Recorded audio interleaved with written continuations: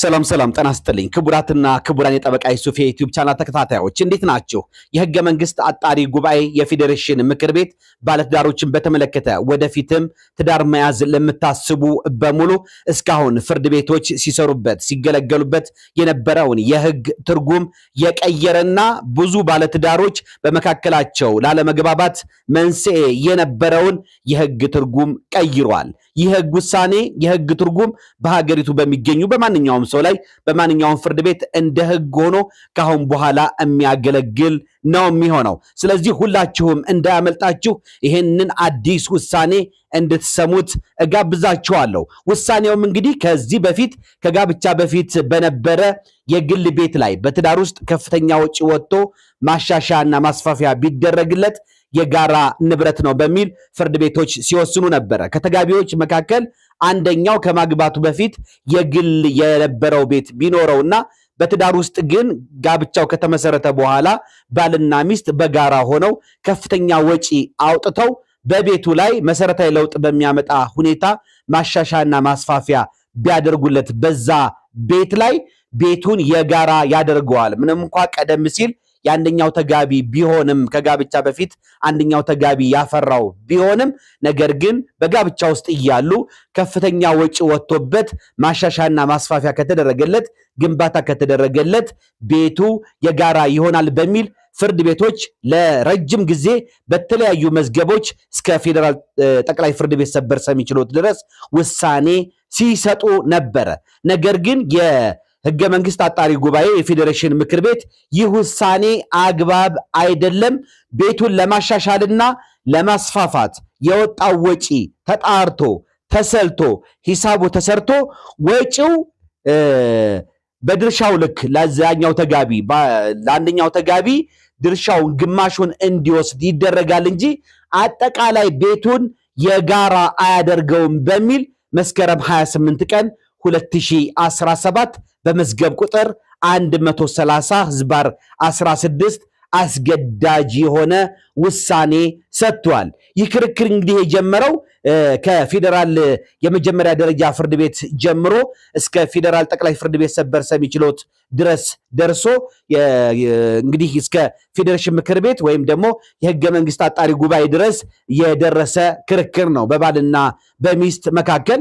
እንግዲህ ክሱን በፌዴራል የመጀመሪያ ደረጃ ፍርድ ቤት የካ ምድብ ፍትሐ ብሔር ችሎት ያቀረቡት ባል ናቸው። ባል በሚስት ላይ እንግዲህ ጋብቻችን ከሚስቴ ጋር ያለኝ ጋብቻ በፍቺ ፈርሷል፣ በየካ ክፍለ ከተማ ወረዳ 1 በቤት ቁጥር 1189 የሚታወቅና 284 ካሬ ሜትር ላይ ያረፈ ቤት አለን። ምንም እንኳን ይህ ቤት ጋብቻ ከመፈጸማችን በፊት በሚስቴ የነበረ ቢኖርም ይህንን አሮጌ ቤት ሙሉ በሙሉ አፍርሰን ወደ 2,500,000 ብር በማውጣት በአዲስ መልክ ቤቱን ሰርተነዋል። ስለሆነም እንግዲህ ንብረቱ የጋራ ንብረት በመሆኑ ክፍፍል እንዲደረግልኝ በማለት ለፌዴራል የመጀመሪያ ደረጃ ፍርድ ቤት የካ ምድብ ፍትሐ ብሔር ችሎት ቤተሰብ ችሎት ክሳቸውን ያቀርባሉ። ሚስትም በበኩላቸው እንግዲህ ከባሌ ጋር ጋብቻ የፈጸምነው 2004 ዓመተ ምህረት ነው። አከራካሪውን ቤት ግን በሊዝ ጨረታ የገዛሁት በ2002 ዓመተ ምህረት ነው። ከመጋባታችን ከ2 ዓመት በፊት ስለሆነም አከራካሪው ቤት የገዛሁት ከጋብቻ በፊት በመሆኑና ቤቱም እንግዲህ በባለቤቴ በክሳቸው እንደጠቀሱት ሙሉ በሙሉ ያልፈረሰና አሁንም ያለ በመሆኑ ቤቱ የግል ንብረቴ ነው እንዲባልልኝ በማለት ተከራክረዋል። በአከራካሪው ቤት እድሳትና የሰርቪስ ቤት ግንባታ ተደርጓል ቢባል እንኳን ባሌ ባደረገው አስተዋጽኦ ታስቦለት ክፍፍል ሊደረግ ይገባል እንጂ ሙሉ በሙሉ ከጋብቻ በፊት ያፈራሁትን ቤቴን የጋራ ሊያደርግብኝ አይገባም በሚል መልሳቸውን ያቀርባሉ። ፍርድ ቤቱም እንግዲህ የግራ ቀኙን ማስረጃና ክርክር ከመረመረ በኋላ ይሄ አጠቃላይ የወጣው ስራ ወይም የተሰራው ስራ በገለልተኛ ባለሙያ እንዲገመት ትዕዛዝ ይሰጥና አጠቃላይ 1,118,816 ብር በጋብቻ ውስጥ በግራ ቀኙ ሲሰራ የወጣ ወጪ ነው ይላል። በመሆኑም እንግዲህ በጣም ከፍተኛ ወጪ ወጥቶበት የተገነባ በመሆኑ ይሄ ወጪ ስለዚህ ቤቱን የጋራ ያደርገዋል። ስለዚህ በአይነት መካፈል የሚችሉ ከሆነ ቤቱን በአይነት ይካፈሉ፣ ካልሆነ በስምምነት ሸጠው ይካፈሉ፣ ካልሆነ አንደኛው ለአንደኛው ግምቱን ይስጥ፣ ካልሆነ ደግሞ ካልተስማሙ በመጨረሻ በሐራጅ ሸጠው ገንዘቡን እኩል ይካፈሉ በሚል ይወስናል።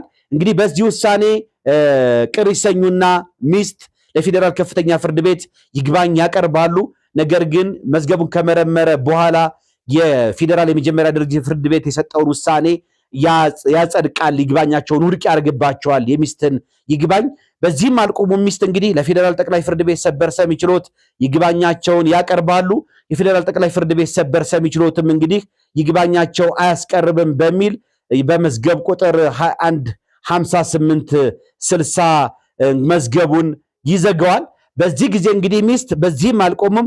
የፌዴራል ጠቅላይ ፍርድ ቤት ሰበር ሰሚ ችሎት የሰጠው ውሳኔ በህገ መንግስቱ የተረጋገጠልኝን በአንቀጽ 40 የተረጋገጠልኝን ንብረት የማፍራት መብት ይቃረናል በሚል በ2002 ዓመተ ምህረት በ340 ሺህ ብር የገዛሁት ቤቱን ብቻ ሳይሆን በመሬቱ የመጠቀም መብቴንና ቤቱ የሚገኝበት አካባቢ ንብረቱ ላይ የሚጨምረውን ዋጋ ወይም እሴት ግምት ውስጥ በማስገባት ነው ፍርድ ቤቱ ንብረቱ የጋራ የባልና የሚስት ንብረት ነው ማለቱ እንግዲህ በይዞታዬ ላይ የመጠቀም መብት ጭምር ባሌ በይዞታዬ ላይ የይዞታ መብቴን እንዲጋራ የሚያደርገው ጭምር ነው። ከዚህም በተጨማሪ እንግዲህ በተሻሻለው የቤተሰብ ህግ አንቀጽ 86 እና 88 መሰረት አንዱ ከአንዱ ንብረት ተቀላቅሎ ሲገኝ ተለይቶ ሊካፈል እንደሚገባ ተደንግጎ ይገኛል። እንግዲህ እኔ ከጋብቻ በፊት ያፈራሁት ቤት የባልና ሚስት ነው መባሉ በህገ መንግስቱ አንቀጽ 40 የተረጋገጠልኝ ንብረት የማፍራት መብት ጋር ይቃረናል በማለት ውሳኔው የህገ መንግስት ትርጉም ይሰጠልኝ ሲሉ ለህገ መንግስት አጣሪ ጉባኤ ያቀርባሉ። እንግዲህ ባልም ለጉባኤው መልስ እንዲሰጡ ታዘው ባቀረቡት መልስ አከራካሪው ቤት የተሰራው ቀድሞ የነበረውን አሮጌ ቤት ሙሉ በሙሉ በማፍረስ በአዲስ መልክ የሰራ ነው። ስለሆነም እንግዲህ ሚስቴ ቀድሞ የነበረው አሮጌ ቤት እንዳልፈረሰና በቤቱ ላይ ማሻሻ እንደተደረገበት በመጥቀስ ያቀረበችው አቤቱታ ተቀባይነት የለውም። ከዚህ በተጨማሪም ቤትና ይዞታ የማይነጣጠል በመሆኑ ሚስቴ በነበራት ይዞታ ላይ ባልና ሚስት ሆነን በጋራ የሰራነው ቤት የሚስት የግል ንብረት ሊሆን የሚችልበት የህግ መሰረት የሌለ በመሆኑ ውሳኔው በህገ መንግስቱ ከተረጋገጠው ንብረት የማፍራት መብት ጋር አይቃረንም በሚል ባል ምላሽ ሰጥተዋል። እንግዲህ የሚስት አቤቱታ ከፍርድ ቤት ውሳኔ እንደዚሁም ባል ለጉባኤው ካቀረቡት መልስና አግባብነት ካላቸው የህገ መንግስቱ ድንጋጌዎች አንጻር ጉባኤው የህገ መንግስት አጣሪ ጉባኤ መርምሮታል። በመሆኑም እንግዲህ ለጉዳዩ እልባት ለመስጠት ሲል ጉባኤው የህገ መንግስት አጣሪ ጉባኤ ሁለት ጭብጦችን ይዟል። ውድና የተከበራቸው ፕሮግራሜ ተከታታዮች፣ አንደኛ በመጀመሪያ ይዞ የነበረው ጭብጥ ምንድነው? ከጋብቻ በፊት በአንደኛው ተጋቢ ገንዘብና ጥረት የተፈራ ቤት ላይ በጋብቻ ውስጥ በባልና ሚስት የጋራ ሀብት ማሻሻያ የተደረገለት ሲሆን የቤቱ ባለሀብትነት ላይ የሚያስከትለው ለውጥ አለ ወይስ የለም የሚል አንድ ራሱን የቻለ ጭብጥ ይዟል። ሌላ ሁለተኛ ጭብጥ የያዘው ምንድነው?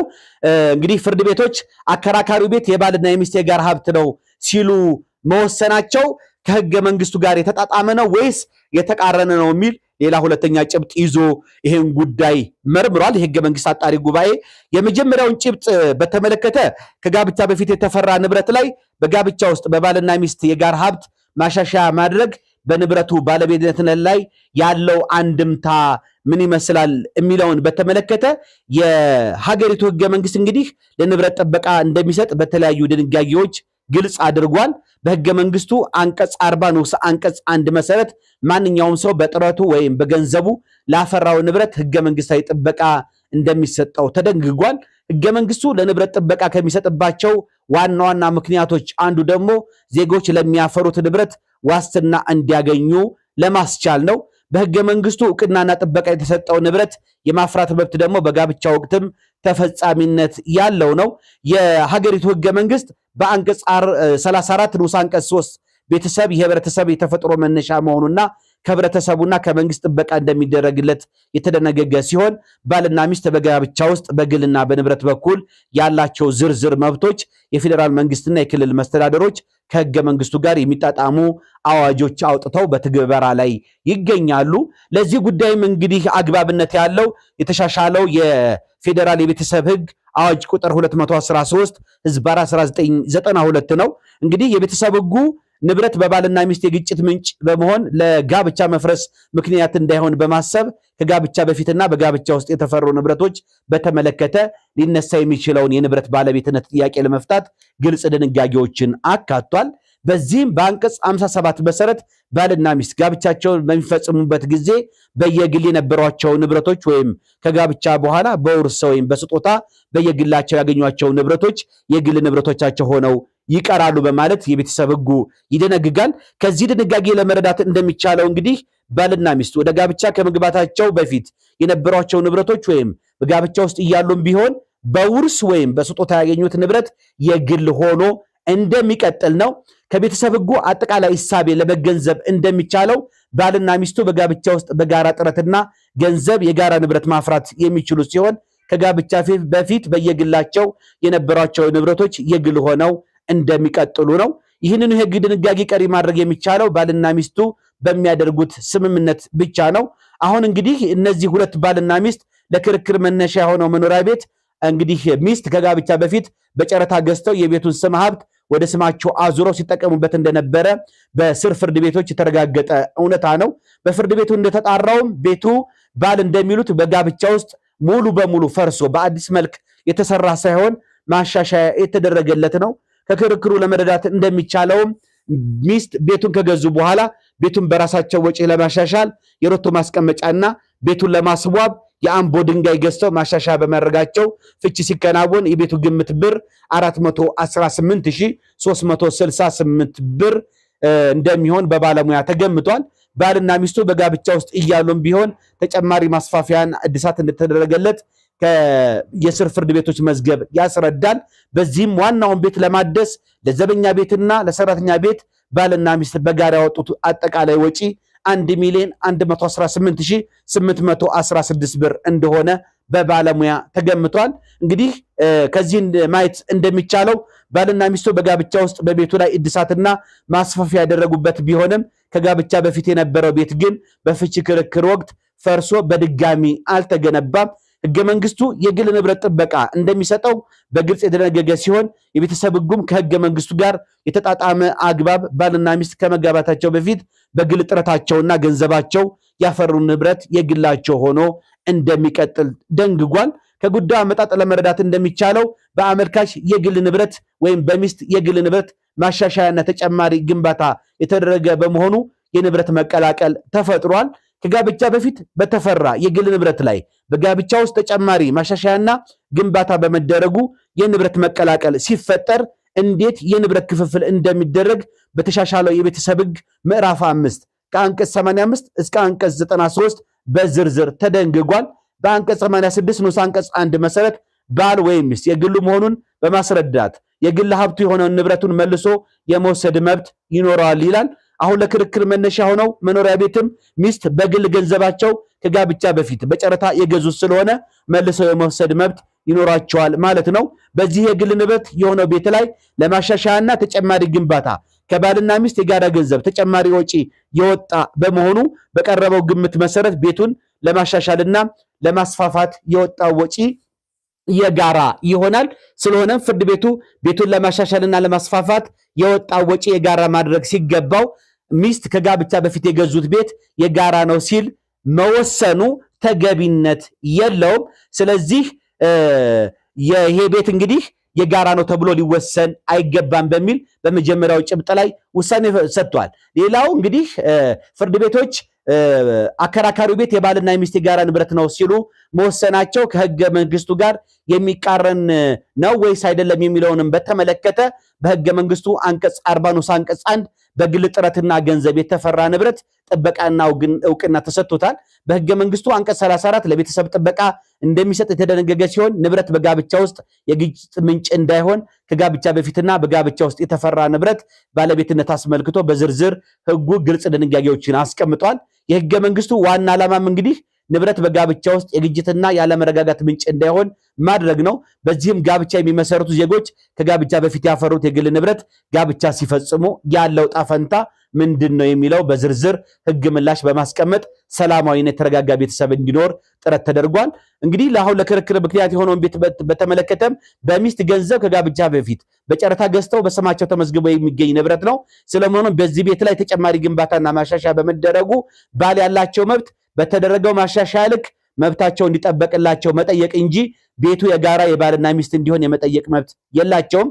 ፍርድ ቤቱም ህገ መንግስቱ ለግል ንብረት ከሚሰጠው ጥበቃ በመውጣት ሚስት በግል ገንዘባቸው ከጋብቻ በፊት ያፈሩት ንብረት የባልና የሚስት የጋራ ንብረት ነው ሲሉ መወሰናቸው ከህገ መንግስቱ አንቀጽ 40 ንዑስ አንቀጽ 1 እና አንቀጽ 34 ጋር የተጣጣመ ባለመሆኑ እንግዲህ የሚስትን መብት ይጥሳል።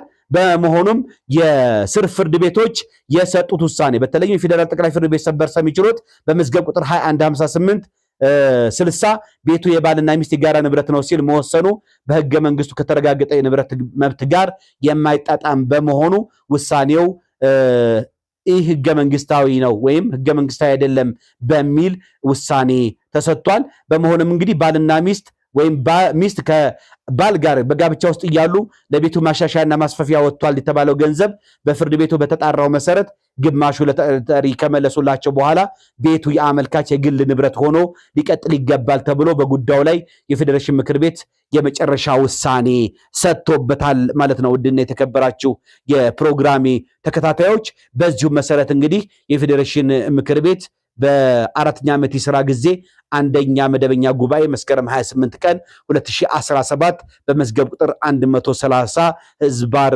16 በጣም ይሄ ቤንችማርክ የሚባል በጣም አስፈላጊ የሚባል ውሳኔ ሰጥቷል። ይህ ውሳኔ እንደቀላል የሚታይ አይደለም ውድና የተከበራችሁ ፕሮግራም ተከታታዮች። ምክንያቱም ባልና ሚስት ከተጋቡ በኋላ በተለይም ባል ወይም ሚስት ከጋብቻ በፊት የነበራቸው የግል ንብረታቸው ቤት፣ ህንፃ፣ የማይንቀሳቀስ ንብረት ትዳር ውስጥ ከገቡ በኋላ በመካከላቸው አለመግባባት ይፈጠራል እና በጎሪጥ ይተያያሉ። ምናልባት ለትዳራቸው ሲሉ ላለመለየት ሲሉ ሊሆን ይችላል በመካከላቸው ፍቅር ሳይኖር የሚኖሩት።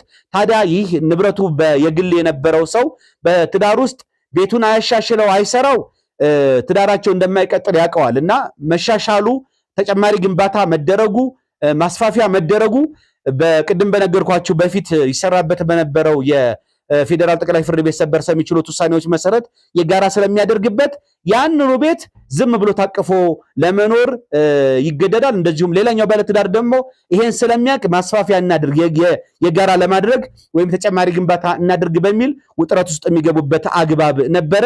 ይሄን ሁሉ ጥያቄ የመለሰ ነው እንግዲህ የፌዴሬሽን ምክር ቤት የሰጠው ውሳኔ ይበል የሚያሰኝ ነው። ምክንያቱም ባል ወይም ሚስት ከጋብቻ በፊት ያፈሩት ንብረት ላይ በጋብቻ ውስጥ ተጨማሪ ግንባታ ቢደረግ ለዛ ለተደረገው ተጨማሪ ግንባታ ያወጣው ወጪ ታስቦ ግማሹን ያኛው አንደኛው የትዳር አጋር ይወስዳል እንጂ ያኛው ከጋብቻ በፊት ያፈራውን ንብረት ተጨማሪ ግንባታ ስለተደረገ ብቻ አብረህ መካፈል አለብህና አንደኛው ባለትዳር ከጋብቻ በፊት አንደኛው ተጋቢ ያፈራውን ንብረትም ጠቅልለህ ትካፈላለህ መባሉ አግባብ አለመሆኑ ታውቆ ነው እንግዲህ ከህገ መንግስቱ የንብረት መብት ጋር ይቃረናል በማለት የፌዴሬሽን ምክር ቤት ይህን ውሳኔ ሰጠው። በጣም ደስ የሚል ውሳኔ ነው በእውነቱ።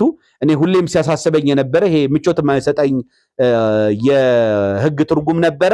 በዚህ መልኩ ትርጉም መሰጠቱ ከአሁን በኋላ እንግዲህ ለሚደረጉ ክርክሮች አሁንም በሂደት ላይ ላሉ ክርክሮች በጣም አይነተኛ ሚና ነው የሚጫወተው ይሄ የፌዴሬሽን ምክር ቤት የሰጠው ውሳኔ። ወደነ የተከበራችሁ ፕሮግራም ተከታታዮች ይሄም በጣም ወሳኝ የሆነ የፌዴሬሽን ምክር ቤት የሰጠውን ህገ መንግስት ትርጉም ለእናንተ ላቀርበላችሁ ብዬ ነው። ይሄ ለሁሉም በውጭም በሀገር ውስጥም ለሚገኙ የፕሮግራም ተከታታዮች እንዲደርስ ቻናሉን ለማያውቁትም እንዲደርስ ሼር ማድረጋችሁን ማሳወቃችሁን እንዳትረሱ። ይሄ ውሳኔ በትዳር ውስጥም ላላችሁ ወደፊትም ትዳር መያዝ ለምታስቡ ገና ላላገባችሁም አይነተኛና በጣም ከፍተኛ ሚና ያለው ውሳኔ በመሆኑ ሌሎች እንድታሳውቁ ታውቃችሁም እንግዲህ ጥንቃቄ እንድታደርጉበት ነው። አብራችሁ ስለነበራችሁ ደስ ብሎኛል። አብራችሁ የነበርኩት የእናንተው ጠበቃና የህግ አማካሪ ዩሱፍ ከበረ ነበርኩኝ። መልካም ጊዜ እንዲሆንላችሁ እመኛለሁ። ባባይ